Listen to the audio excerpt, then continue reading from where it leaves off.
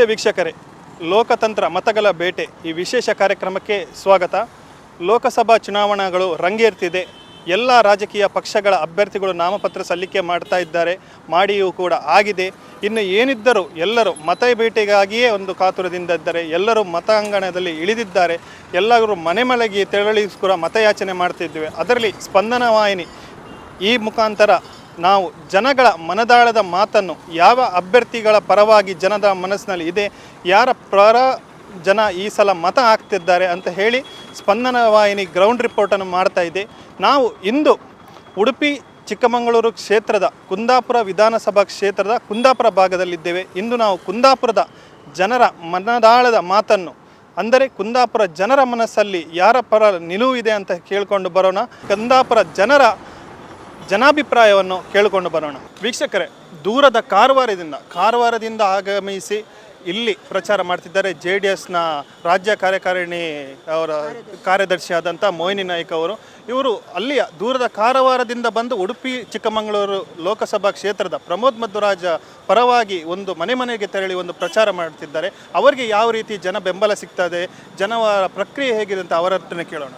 ಹೇಳಿ ಮೇಡಮ್, ದೂರದ ಕಾರವಾರದಿಂದ ಬಂದು ಇಲ್ಲಿ ಜನರ ಪರವಾಗಿ ಮಾತಾಡ್ತಾ ಇದ್ದೀರಿ, ಯಾವ ರೀತಿ ನಿಮಗೆ ಜನ ಬೆಂಬಲ ಸಿಗ್ತಾ ಇದೆ?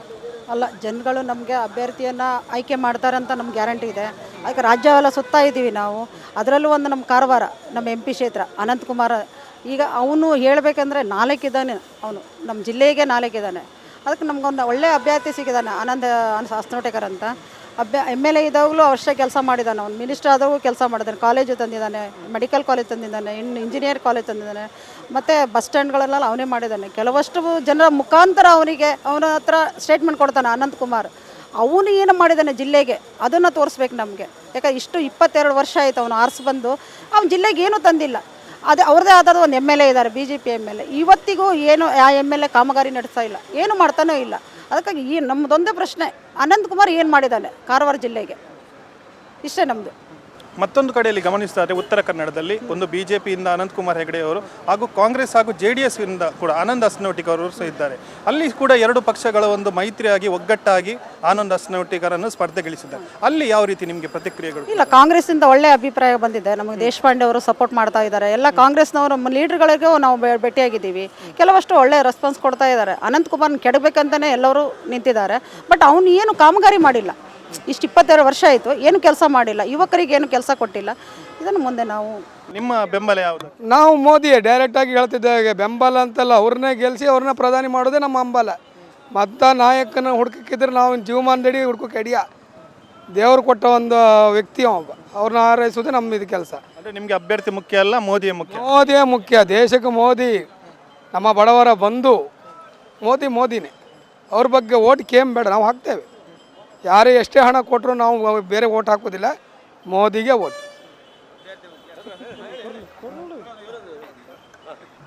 ನಮಗೂ ಮೋದಿಯೇ ಮುಖ್ಯ. ದೇಶಕ್ಕಾಗಿ, ದೇಶ ರಕ್ಷಣೆಗೋಸ್ಕರ ಮೋದಿಯೇ ಮುಖ್ಯ. ನಮಗೆ ಅಭ್ಯರ್ಥಿ ಮುಖ್ಯ ಅಲ್ಲ, ಮೋದಿ ಮುಖ್ಯ.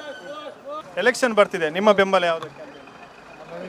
ಅಭಿವೃದ್ಧಿ ದೃಷ್ಟಿಯಿಂದ ಮೋದಿ ಕೊಡೋದು ಒಳ್ಳೆಯದು.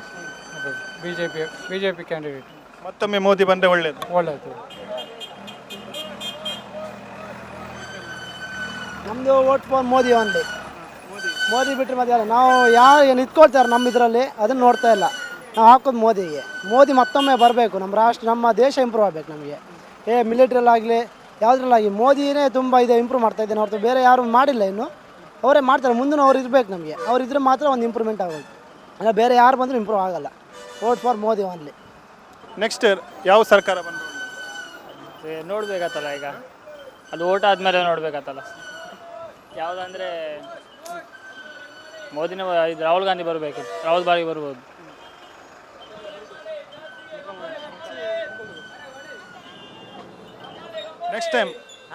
ನೆಕ್ಸ್ಟ್ ಟೈಮ್ ಯಾವುದು ಗೌರ್ಮೆಂಟ್ ಸರ್ಕಾರ ಬಂದರೆ ಒಳ್ಳೆಯದು? ನಿಮ್ಮ ಬೆಂಬಲ ಯಾವುದು? ಯಾರೇ ಬರಲಿ, ನಮ್ಮ ದೇಶ ಒಳ್ಳೆ ಆಗಬೇಕು ಅಷ್ಟೇ. ನಿಮ್ಮ ಸಪೋರ್ಟ್ ಯಾವುದಕ್ಕೆ? ನನ್ನ ಸಪೋರ್ಟ್ ಯಾರು ಬರ್ತಾವ, ನನ್ನ ಸಪೋರ್ಟ್.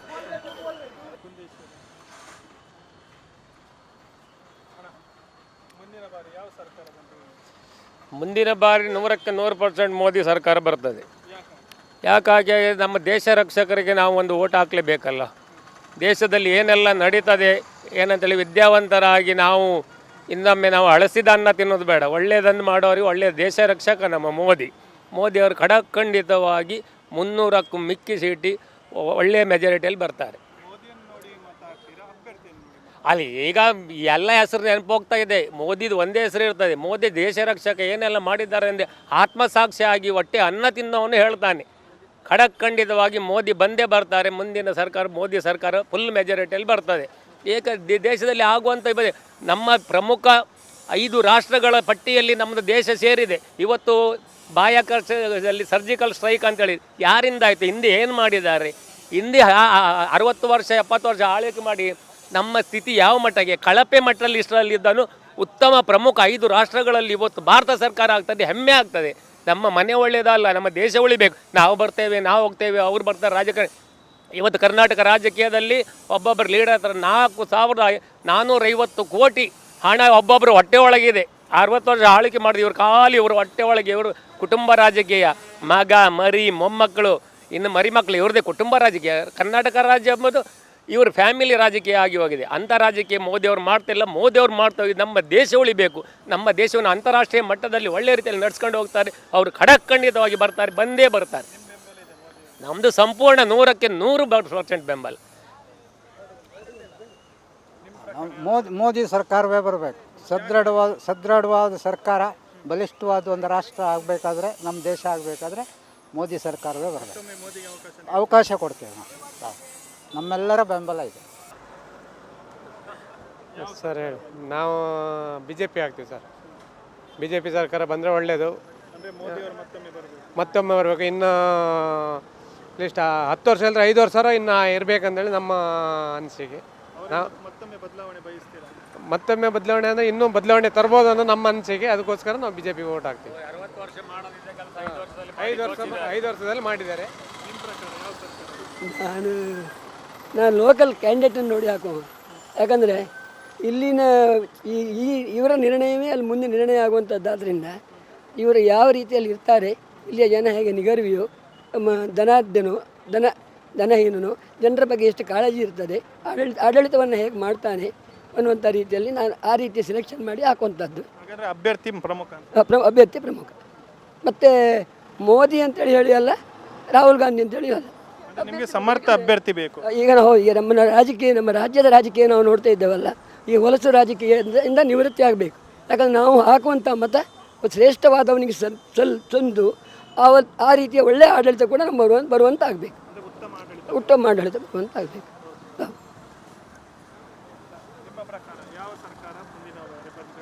ಮೋದಿ ಸರ್ಕಾರ ಬಂದರೆ ಒಳ್ಳೆಯದು. ಅವ್ರು ಒಳ್ಳೆಯ ಕೆಲಸ ಮಾಡ್ಯಾರೆ, ಮಿಲಿಟರಿಗೋಸ್ಕರ ಇದು ಮಾಡ್ಯಾರ, ದೇಶಕ್ಕೆ ಹೋಗಿ ತ್ಯಾಗ ಮಾಡ್ಯಾರ. ಅದಕ್ಕೋಸ್ಕರ ನಾವು ಇಲ್ಲ ಮೋದಿಗೋಸ್ಕರ ಈಗ ನಾವು ಜನ ನೋಡಿ ಇದು ಮಾಡ್ತಾಯಿಲ್ಲ, ಮೋದಿಗೋಸ್ಕರ ನಾವು ಮತ ಹಾಕ್ತೀವಿ. ಸರಿ, ಮೋದಿ ಬೇಕು.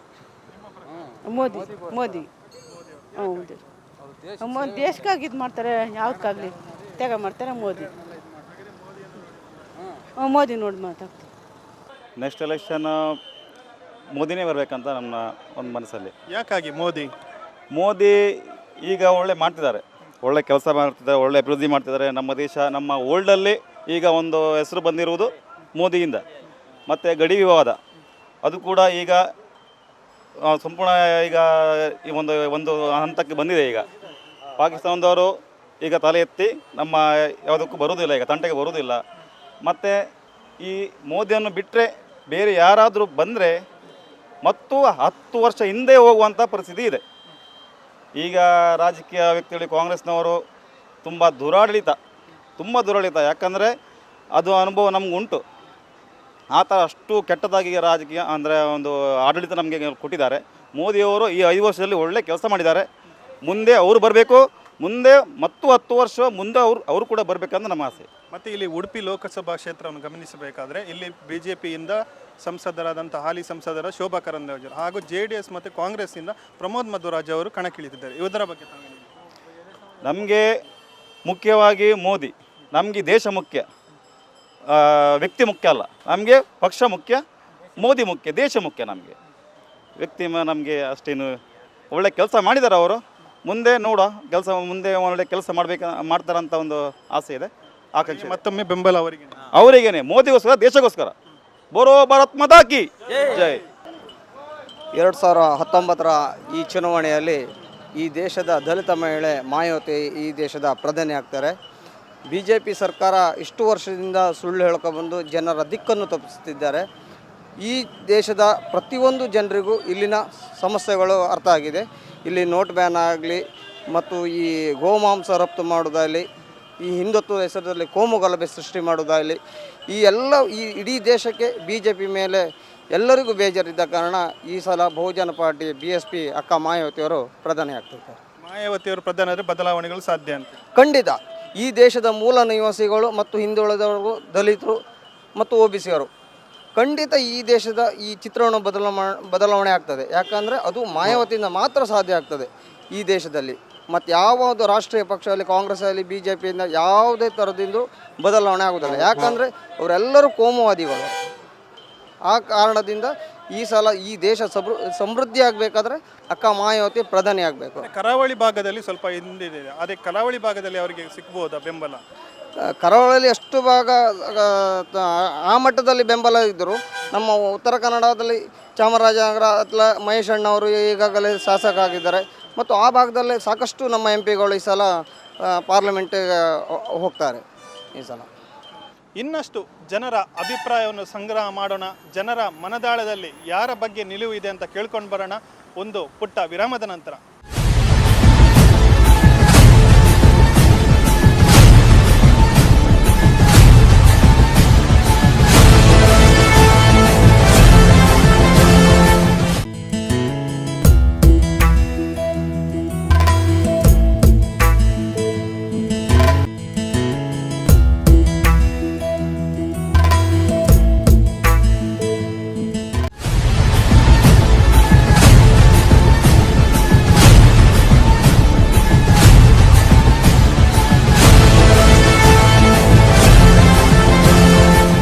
ಬ್ರೇಕ್ನ ನಂತರ ಲೋಕತಂತ್ರ ಮತಗಳ ಬೇಟೆ ವಿಶೇಷ ಕಾರ್ಯಕ್ರಮಕ್ಕೆ ಸ್ವಾಗತ. ಇನ್ನಷ್ಟು ಮತದಾರರ ಮನದಾಳದ ಮಾತನ್ನು ಕೇಳ್ಕೊಂಡು ಬರೋಣ. ಅಲ್ಲ ಸರ್, ನಮಗೆ ಮಾತಾಡೋದು ಅಂತ ಇದಿಲ್ಲ, ಬಟ್ ನಮಗೆ ಇದಕ್ಕೆ ಮೋದಿ ಬೇಕು ಇಂಡಿಯಾಕ್ಕೆ. ಅಲ್ಲ ಯಾಕೆ ನಿಮಗೆ ಗೊತ್ತು, ನಾವು ಅದು ಹೇಳೋದಂತ ಬೇಕಂತಿಲ್ಲ, ನಿಮಗೆ ಗೊತ್ತು ಹೇಳಬೇಕಂತಿಲ್ಲ, ಬಟ್ ಮೋದಿ ಬೇಕು. ಅವ್ರ ಕೆಲಸನೇ ನೋಡ್ಕೊಂಡು ಅದು ಮಾಡಿದಾರಲ್ಲ ಸರ್, ನೀವೇ ನೋಡ್ತಾ ಇದ್ದೀರಲ್ಲ ಇವಾಗ. ಅದು ಮತ್ತು ನಾವು ಹೇಳಬೇಕು ಪರ್ಸ್ನಲ್ ಆಗಿ ಕಂಡ್ರೆ, ಈಗ ಜಾತಿ ಪರವಾಗಿ ಕಂಡ್ರೆ ಕೆಲವರು ಮುಸ್ಲಿಮ್ಸ್ ಎಲ್ಲ ಮೋದಿ ಬೇಡ ಹಾಗೆ ಹೇಳ್ತಾರೆ. ಅಂತಕ್ಕಂದ್ರೆ ಅವ್ರಿಗೆ ಫೇವರ್ ಇಲ್ಲ. ಅವರು ಮೋದಿ ಫೇವರ್ ಅಂದರೆ ಎಲ್ರಿಗೂ ಫೇವರ್. ಅವರು ಹಿಂದೂ ಮುಸ್ಲಿಮ್ ಎಂಥದ್ದು ಇಲ್ಲ. ಈಗ ಸ್ಕಾಲರ್ಶಿಪ್ ತಗೊಳ್ಳಿ, ಕಾಲೇಜ್ ಸ್ಕಾಲರ್ಶಿಪ್ಪೇ ಅಲ್ಪಸಂಖ್ಯಾತರಿಗೆ ಅವರು ತುಂಬ ಕಾಲೇಜ್ ಸ್ಕಾಲರ್ಶಿಪ್ ಕೊಟ್ಟಿರು. ಈಗ ನಾರ್ಮಲ್ ಪೀಪಲ್ಸಿಗೆ, ಹಿಂದೂ ಅವರಿಗೆ 5,000 6,000 ಕೊಡ್ತಾರೆ. ಮುಸ್ಲಿಮ್ ಅವರು, ಕ್ರಿಶ್ಚಿಯನ್ಸ್ ಅವರಿಗೆ ಅವ್ರು ಕೊಟ್ಟೋ ಸ್ಕಾಲರ್ಶಿಪ್ 30,000 35,000 ನಮ್ಮ ಕಾಲೇಜಲ್ಲಿ ತಗೊಂಡವ್ರು ಇದ್ದರು, ತುಂಬ ಜನ ಇದ್ದರು. ಅದಕ್ಕೆ ನಮಗೆ ಮೋದಿ ಬೇಕು ಹಂಗೆ ಅನ್ಕೊಳಲ್ಲ. ಅವ್ರು ಎಲ್ರಿಗೂ ಫೇವರ್ ಆಗಿದ್ರು, ಒಬ್ಬರು ಪರ್ಸ್ನಲ್ಲ ಯಾರಿಗೂ ಇಲ್ಲ. ಈಗ ಆ ಜಾತಿ ಈ ಜಾತಿ ಯಾವ್ದು ನೋಡೋದಿಲ್ಲ. ಅವರು ಎಲ್ರಿಗೂ ಫೇವರೇ ಅವರಿದ್ದರು. ಈಗ ಆರ್ಮಿಗೋಸ್ಕರ ಸಪೋರ್ಟ್ ಮಾಡ್ತಾರೆ. ಆರ್ಮಿಗೋಸ್ಕರ ಅವ್ರು ಎಂತ ಮಾಡ್ತಾರೋ ಅದು ನಮ್ಗೆ ಸರಿನೇ. ಮೋದಿ ಪರವಾಗಿ ನಾವು ಯಾವತ್ತಿತ್ತು ಸೀರಿಯಸ್ಲಿ. ಅವ್ರು 5 ವರ್ಷ ಅಲ್ಲ, ಇನ್ನೂ 15 ವರ್ಷ ಅಲ್ಲ, 20 ವರ್ಷ ಬಂದರೂ ನಮ್ಗೆ ಖುಷಿನೇ ಇತ್ತು. ಅವ್ರು ದೇಶ ಒಳ್ಳೆ ಕಾಂತಾರೆ. ಪರ್ಸ್ನಲ್ ನಂಗೆ ಒಳ್ಳೇದಾಗಲಿ, ಇವ್ನಿಗೆ ಒಳ್ಳೇದಾಗಲಿ, ನಿಮ್ಗೆ ಒಳ್ಳೇದಾಗಲಿ ಎಂಥದ್ದು ನೋಡೋದಿಲ್ಲ. ಅವ್ರು ಎಲ್ರಿಗೂ ಒಳ್ಳೇದಾಗಬೇಕು ಅಷ್ಟೇ ಅವ್ರ ಇಂಟೆನ್ಷನ್. ಅದಕ್ಕೆ ಮೋದಿಯವ್ರು ನಮ್ಗೆ ಬೇಕು. ಮುಂದಿನ ಬಾರಿ ಕೇಂದ್ರದಲ್ಲಿ ಯಾವ ಸರ್ಕಾರ ಯಾವ ಸರ್ಕಾರ? ಮುಂದಿನ ಬಾರಿ ಕೇಂದ್ರದಲ್ಲಿ ಯಾವ ಸರ್ಕಾರ? BJP. ಹೌದು, ಹೌದು. ಯಾಕಂದ್ರೆ ಮೊದಲು ಏನೆಂದರೆ ದೇಶದ ಭದ್ರತೆ ಮೇನಲ್ಲ. ಈಗ ಇದಾಗಿದೆ, ಹಣ ಬ್ಯಾನ್ ಆಗಿದೆ, ಅದೆಲ್ಲ ಇಂಪಾರ್ಟೆಂಟ್ ವಿಷಯ ಅಲ್ಲದಲ್ಲ. ಫಸ್ಟ್ ಭದ್ರತೆ, ಅಂದರೆ ದೇಶದ ಭದ್ರತೆಗೋಸ್ಕರ ಮೋದಿಯವರು ಎಲ್ಲದು ಟೋಟಲಿ ಅದರಲ್ಲಿ ಫಸ್ಟ್ ಭದ್ರತೆ. ಅಂದರೆ ಎಲ್ಲರೂ ಸಪೋರ್ಟ್ ಮಾಡ್ತಾ ಇದ್ರಲ್ಲ ಈಗ. ಹಾಗಾಗಿ ನಾವು ಇವ್ರು ಬರಬಾರ್ದು ಅಂತ ಹೇಳೋದು ಸರಿಯಾಗೋದಿಲ್ಲ. ಸ್ಥಳೀಯವಾಗಿ ಬೇರೆ ಈಗ ನಮ್ಮ ಇಲ್ಲಿ ನಾವು ಯಾವ ಪಕ್ಷನೂ ಬೇಕಾದ್ರೆ ಇದು ಮಾಡ್ಬೋದು ಸ್ಥಳೀಯವಾಗಿ. ಇವತ್ತು ದೇಶ ಒಂದು ಅಭಿವೃದ್ಧಿ ಕಾಣ್ತಾ ಇದೆಯಲ್ಲ, ಅದನ್ನು ವಿಶ್ವಸಂಸ್ಥೆಯಲ್ಲಿ ಅವರು ಯಾವ ಸ್ಥಾನದಲ್ಲಿ ನಿಲ್ತಿದ್ರು ಮೊದಲಿನ ಪ್ರಧಾನಿ, ಅಲ್ಲಿ ಉದ್ದ ಲೈನಲ್ಲಿ ನಿಲ್ತಿದ್ರಲ್ಲ, ಅಲ್ಲಿ ನಮಗೇನು ಗೊತ್ತಾಗೋದಿಲ್ಲ ಈಗ ಎಲ್ಲಿ ನಿಲ್ತಿದ್ರು ಹೇಳಿ ಅಲ್ಲ. ಹಾಗಾಗಿ ಒಂಥರ ಆಸೆ ಆಗುತ್ತೆ, ನಮಗೊಂದು ಖುಷಿ ಆಗುತ್ತೆ. ಅದು ಬೇಕಾದರೆ ಕಾಂಗ್ರೆಸ್ನವರೇ ಇರಲಿ, BJP ಇರಲಿ, ದಳದವರಿರಲಿ, ಆ ಸ್ಥಾನದಲ್ಲಿ ಯಾರು ಬಂದರೂ ನಮ್ಗೆ ಖುಷಿ ಅದು. ಮೋದಿಯವರು ಬಂದಿದ್ದರಿಂದ ಅದೊಂದು ಖುಷಿ ಅದು. ಈಗ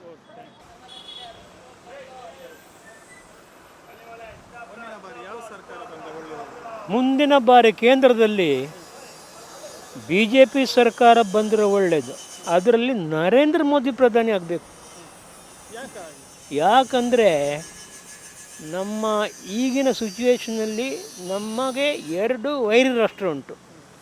ಅದನ್ನು ಸಮರ್ಥಕವಾಗಿ ಎದುರಿಸಬೇಕಾದ್ರೆ 52 ಇಂಚಿನ ಎದೆಯ ನರೇಂದ್ರ ಮೋದಿಯೇ ಪ್ರಧಾನಿ ಆಗಬೇಕು. ಅವರೇ ಇರಬೇಕು. ಹಾಗಿದ್ರೆ ಮಾತ್ರ ಭಾರತಕ್ಕೊಂದು ಜಗತ್ತಿನಲ್ಲಿ ಗೌರವ ಸಿಗ್ತದೆ. ಮತ್ತು ಯಾರು ನಾಲಾಯಕ್ ಪರ್ಸನ್, ಸದ್ಯಕ್ಕೆ ಮೋದಿ ಒಬ್ಬನೇ ಪ್ರಧಾನಿ ಯೋಗ್ಯ. ದೇಶ ಭದ್ರತೆಯಾಗಿ ಜನರ ಹಿತದೃಷ್ಟಿಯಿಂದ ಜನರ ಆರ್ಥಿಕ ಮಟ್ಟ ಏರಿಸಲಿಕ್ಕೆ ಎಲ್ಲದಕ್ಕೂ ನರೇಂದ್ರ ಮೋದಿಯೇ ಪ್ರಧಾನಿ ಆಗಬೇಕು. ಜಗತ್ತಿನಲ್ಲಿ ಭಾರತಕ್ಕೆ ಒಂದು ಸ್ಥಾನಮಾನ ಸಿಗಬೇಕಾದ್ರೆ ಪ್ರಧಾನಿ ಮೋದಿಯೇ ನರೇಂದ್ರ ಮೋದಿಯೇ ಮುಂದಿನ ಪ್ರಧಾನಿ ಆಗಬೇಕು.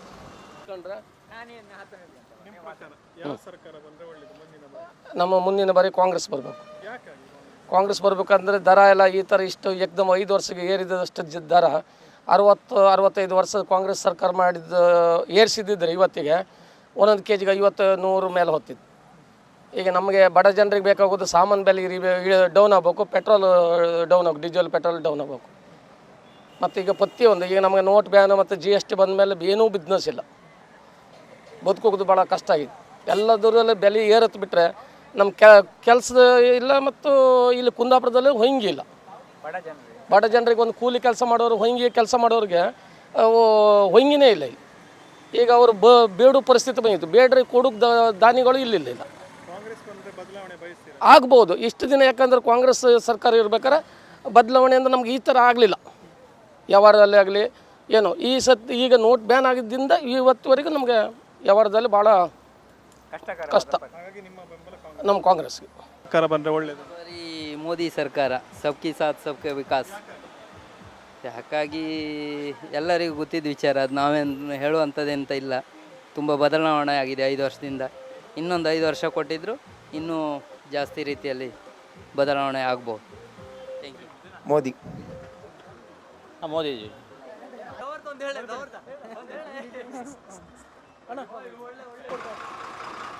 ಮುಂದಿನ ಬಾರಿ ಯಾವ ಸರ್ಕಾರ ಬಂದರೆ ಒಳ್ಳೆಯದು? ಯಾವ್ದು ಒಳ್ಳೆ ಅಭಿವೃದ್ಧಿ ಇರ್ತದೋ ಅದ್ರ ಬಂದರೆ ಉತ್ತಮ. ನಿಮ್ಮ ಬೆಂಬಲ ಯಾವುದಕ್ಕೆ? BJPಗೆ. ಯಾಕಾಗಿ? ಮೋದಿ ಅವರು ಎಲ್ಲ ಥರದಲ್ಲೂ ಕೆಲಸ ಒಳ್ಳೊಳ್ಳೆ ಚೆನ್ನಾಗಿ ಮಾಡಿಸ್ತಾ ಇದ್ದಾರೆ. ಹೈಕಮಾಂಡ್ ಲೆಕ್ಕದಲ್ಲೂ ಒಳ್ಳೆ ಥರದಲ್ಲಿ ಎಲ್ಲ ಥರದಲ್ಲೂ ಚೆನ್ನಾಗಿ ನಡೀತಾ ಇದೆ. ಅವ್ರದ್ದು ಬರಲಿ ಅವರೇ ಮಾಡಲಿ ಅಂತ ಆಶಯ. ಮುಂದಿನ ಬಾರಿ ಯಾವ ಸರ್ಕಾರ? BJP.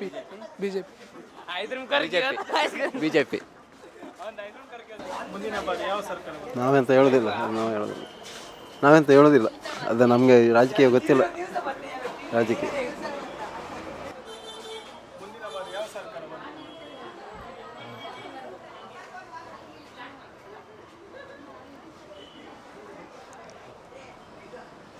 ನಮಗೆ ಗೊತ್ತಾಗಲ್ಲ ಯಾವುದು. ನಮಗೆ ಯಾವುದಂತ ಇಲ್ಲ, ಯಾವುದಾಯ್ತು ಎಲೆಕ್ಷನ್ ಟೈಮ್ ಬಂದಾಗ. ಮುಂದಿನ ಬಾರಿ ನಮ್ಮ BJP ಸರ್ಕಾರ ಬಂದರೆ ಒಳ್ಳೆ. ಯಾಕಾಗಿ ದೇಶ ಒಳ್ಳೆ ರೀತಿಯಲ್ಲಿ ನಡೀತದೆ. ದೇಶ ನಮಗೆ ಮಾರ್ಕೊಂಡು ನಿಲ್ಲಕ್ಕೆ ಆಗೋದಿಲ್ಲ. ಬೇರೆ ಸರ್ಕಾರ ಬಂದರೆ ದೇಶ ಮಾರ್ತಾರೆ. ಅದಕ್ಕೋಸ್ಕರ ನಮಗೂ ನರೇಂದ್ರ ಮೋದಿ ಬೇಕು. ಮತ್ತೊಮ್ಮೆ ಅವರೇ ಬರಬೇಕು, ಅವರೇ ಬರ್ತಾರೆ. ನಮ್ಮ ಬೆಂಬಲ ಅವರಿಗೆ, ಸಂಪೂರ್ಣ ಬೆಂಬಲ ಅವರಿಗೆ.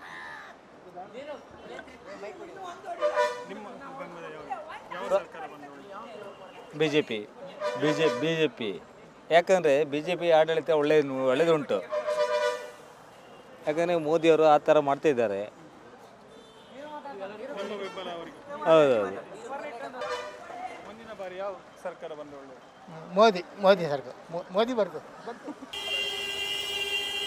ಮುಂದಿನ ಬಾರಿ ಯಾವ ಸರ್ಕಾರ ಬಂದರೆ ಮಾತಾಡಿ ಆಯ್ತಲ್ಲ, ನಮ್ಮದು ಮೋದಿ ಸರ್ಕಾರ.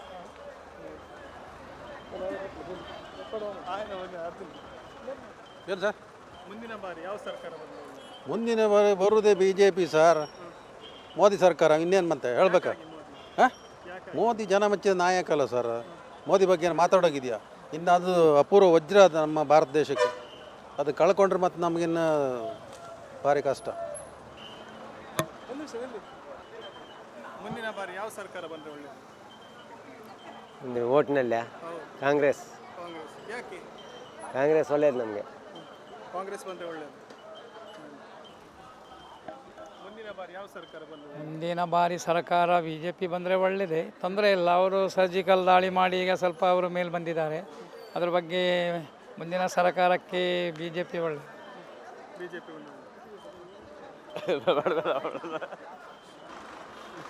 ಮುಂದಿನ ಬಾರಿ ಯಾವ ಸರ್ಕಾರ ಬಂದರೆ ಒಳ್ಳೆಯದು? ಯಾವುದು ನೀವು ಹೇಳಿದಾಗೆ ಅಲ್ಲ, ನಿಮ್ಮ ಬೆಂಬಲ ನಮ್ಮ ಬೆಂಬಲ ಹೇಳಿ ಯಾವುದು ಒಂದು ಕಾಂಗ್ರೆಸ್ ಆಗಲಿ ಜೆ ಡಿ ಎಸ್ ಆಗಲಿ ಬಂದರೆ ಒಳ್ಳೆಯದು.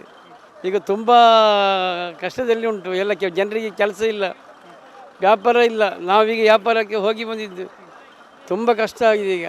ಯಾವ ಸರ್ಕಾರ ಬಂದರೆ ನಿಮಗೆ ಒಂದು ಸ್ಪಂದಿಸಿ? ಸರ್ಕಾರ ನಮ್ಮ ಕಾಂಗ್ರೆಸ್ ಆಗಲಿ ಜೆ ಡಿ ಎಸ್ ಆಗಲಿ ಬಂದರೆ ಒಳ್ಳೆಯದಿತ್ತು ನೀವು ಹೇಳಿದಾಗೆ. ಮುಂದಿನ ಬಾರಿ ಯಾವ ಸರ್ಕಾರ ಬಂದರೆ ಒಳ್ಳೆಯದು? ಮೋದಿ ಸರ್ಕಾರ ಬಂದರೆ ಮೋದಿ ಈಗ ದೇಶಕ್ಕಾಗಿ, ನಮ್ಮ ದೇಶ ಸುಭಿಕ್ಷ ಮೋದಿಗಾಗಿ, ನಾವು ದೇಶಕ್ಕಾಗಿ ಮೋದಿ. ಈಗ ಮೋದಿಯನ್ನು ನೋಡಿ ಅಭ್ಯರ್ಥಿಯನ್ನು ಆರಿಸ್ತೀರಾ ಅಥವಾ ಬಿಜೆಪಿ ನೋಡಿ ಬೆಂಬಲಿಸ್ತೀರಾ? ಮೋದಿ ನೋಡಿ ಓಟ್ ಹಾಕೋದು. ಉಡುಪಿಲಿ ಕ್ಯಾಂಡಿಡೇಟು ವಿಕೆ, ಆದರೆ ಮೋದಿಗಾಗಿ ನಾವು ಒಂದು ಓಟು. ಅಭ್ಯರ್ಥಿ ನೋಡಿ ಆಗ್ತಾ ಇಲ್ಲ. ಅಲ್ಲ, ಮೋದಿಗಾಗಿ ಒಂದು ಓಟು ಅಷ್ಟೇ. ಮೋದಿಗಾಗಿ ಒಂದು ಒಟ್ಟು ಮೋದಿಗಾಗಿ ಜೈ ಮೋದಿ. ಮೋದಿಗಾಗಿ ಓಟು. ಓಕೆ, ಮುಖ್ಯ ಅಲ್ಲ, ಪಾರ್ಟಿ ಮುಖ್ಯ ಅಲ್ಲ, ಮೋದಿ ಮತ್ತು ದೇಶ ಮುಖ್ಯ ಅಷ್ಟೇ. ದೇಶಕ್ಕಾಗಿ ಮೋದಿ. ಜೈ. ಮೋದಿ ಬಿಟ್ಟರೆ ಮತ್ತೆ ಯಾರಿಲ್ಲ ನಮಗೆ. ಕೇಂದ್ರದಲ್ಲಿ ಮೋದಿ.